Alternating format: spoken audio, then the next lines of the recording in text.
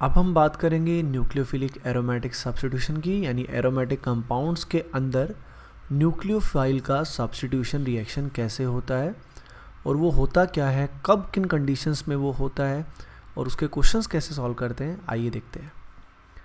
Short में इसको SNAR बोलते हैं, because S for substitution, N for nucleophilic and AR for aromatic, क्योंकि ये जो चीज़ होती है एरोमेटिक कंपाउंड्स के अंदर होती है। अब जैसे बेंजीन के ऊपर हमने क्लोरीन लगाया तो ये पर्टिकुलर हैलाइड जो है इसको बोलेंगे एराइल क्लोराइड।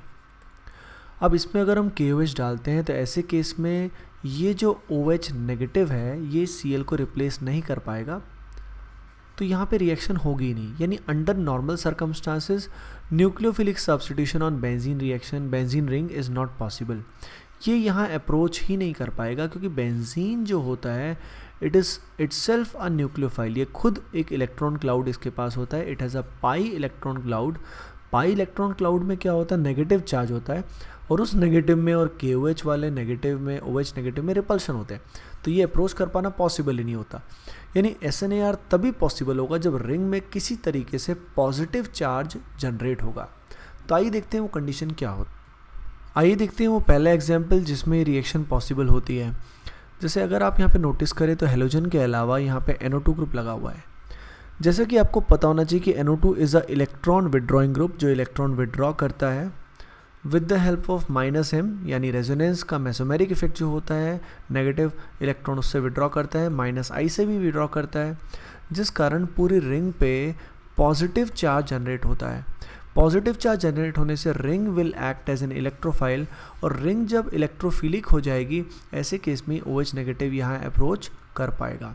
यानी यहाँ रिएक्शन तभी हो रही है क्योंकि यहाँ पे NO2 प्रेजेंट है। यानी आपने देखा SNAR का ये सबसे एसेंशियल कंडीशन है कि एक strong electron withdrawing group must be present directly attach to the ring. Ring से वो डायरेक्टली जुड़ा होना चाहिए। अगर वो रिंग से डायरेक्टली जुड़ा होगा तभी वो रिंग को इलेक्ट्रॉन डेफिशिएंट कर पाएगा और रिएक्शन हो पाएगी। आइए अब देखते हैं इस रिएक्शन का मैकेनिज्म।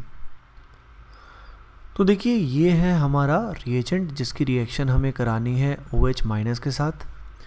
जैसा कि आप जानते हैं माइनस को रिएक्शन में चाहिए होता है प्लस, उसको ढूंढेंगे तो प्लस चार्ज आपको यहाँ मिलेगा क्योंकि Cl इलेक्ट्रॉन नेगेटिव एटम है, इलेक्ट्रॉन खींचेगा तो यहाँ प्लस आएगा। माइनस और प्लस में अट्रैक्शन होगा। अट्रैक्शन होने की वजह से आप ये बॉन्ड बनाना चाहेंगे जिसके लिए O अपना लोन पेयर यहाँ डोनेट करेगा, जिससे O और C में एक नया बॉन्ड बनेगा। अब कार्बन के 5 बॉन्ड हो नहीं सकते, तो एक नया बॉन्ड बनाने के लिए इसको पुराना बॉन्ड तोड़ना पड़ेगा। पुराने बॉन्ड कई सारे हैं, carbon chlorine, carbon carbon pi bond, कौन सा तोड़े, जो सबसे वीक होगा वो पुराना बॉन्ड ये तोड़ेगा।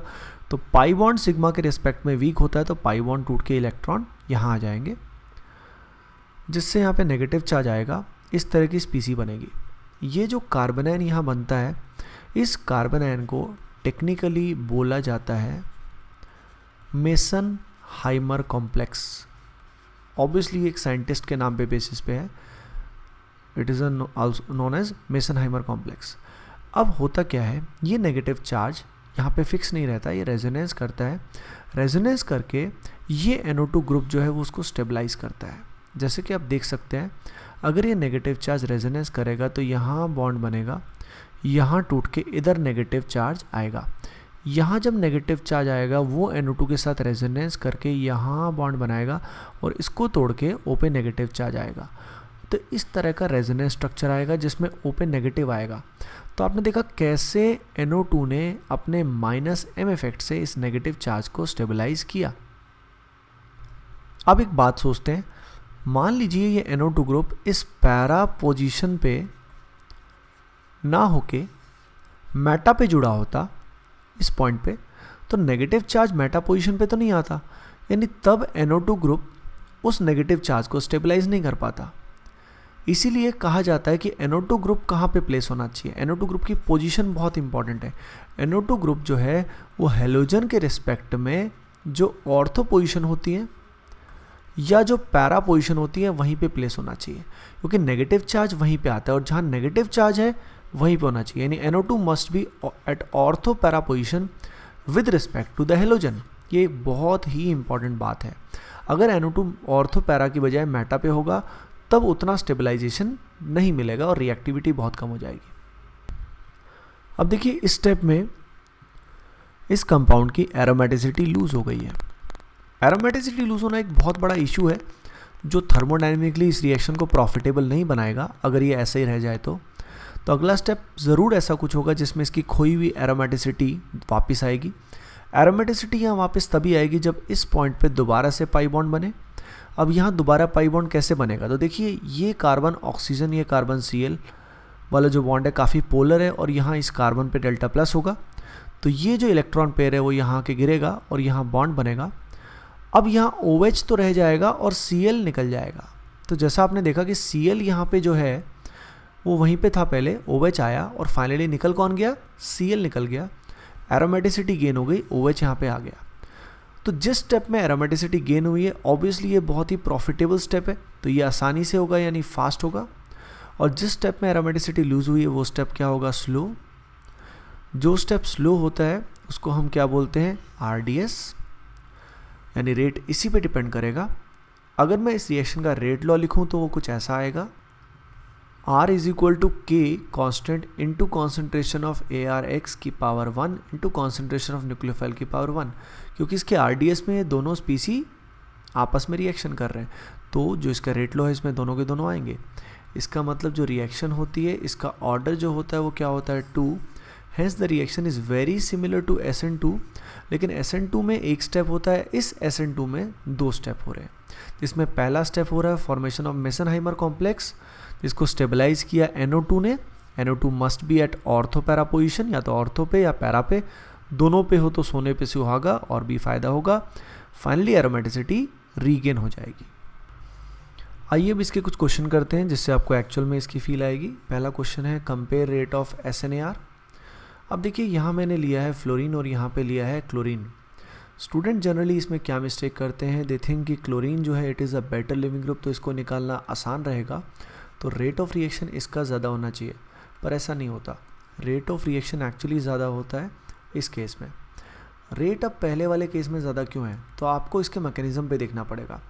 रेट डिपेंड करता है RDS पे, और जैसा कि आप देख सकते हैं इसके RDS में हेलोजन का रिमूवल नहीं हुआ, हेलोजन का रिमूवल हो रहा है फास्ट स्टेप में। यानी फास्ट स्टेप पे फिर डिपेंड नहीं करेगा, ये डिपेंड करेगा डेल्टा प्लस की वैल्यू कितनी ज़्यादा है। जैसे कि आप जानते हैं कि फ्लोरीन की वजह से इस कार्बन पे डेल्टा प्लस की वैल्यू ज़्यादा होगी, तो न्यूक्लियोफाइल का अटैक यहाँ पे क्या होगा, फास्ट, तो obviously rate will be more. आइए देखते हैं इस सेकंड क्वेश्चन को। इस सेकंड क्वेश्चन में अगर आप ध्यान दें तो यहाँ भी 2 NO2 लगे हुए हैं और यहाँ भी 2 NO2 लगे हुए हैं, लेकिन अगर आप नोटिस करें ये जो NO2 है, ये NO2 इस Cl के रिस्पेक्ट में पैरा पोजिशन पे लाई कर रहा है और ये NO2 इस Cl के रिस्पेक्ट में मेटा पे लाई कर रहा है। तो ये हमारे लिए काम का है और ये हमारे लिए ऑलमोस्ट बर्बाद है, इसका कोई यूज़ नहीं होगा ज़्यादा। इधर देखा जाए तो ये NO2 ऑर्थो पे है और ये पैरा पे है, यानी दोनों के दोनों जो हैं वो उसी पोजीशन पे है जो हमें चाहिए थी।